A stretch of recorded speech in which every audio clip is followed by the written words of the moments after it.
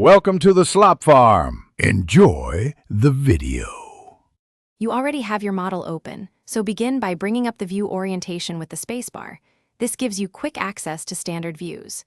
Use the middle mouse button to rotate, scroll to zoom, and Control plus the middle mouse to pan. That keeps your hands on the model. For instant presets, press Control plus 1 through Control plus 6 for front, back, left, right, top, bottom. Control plus 7 jumps to isometric. Once done, you'll have a predictable starting orientation for precise edits. Next, refine orientation by aligning to geometry. Select a face and choose normal to so you look straight at the plane. This is faster and more accurate than eyeballing it. To preserve a useful angle, open View Orientation and click New View to name and save that camera. Now you can return instantly.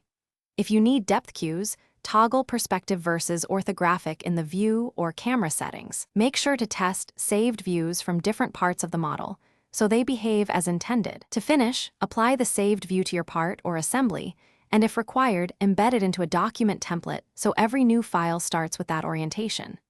Use the view selector for tactile picking and the standard shortcuts when you need speed.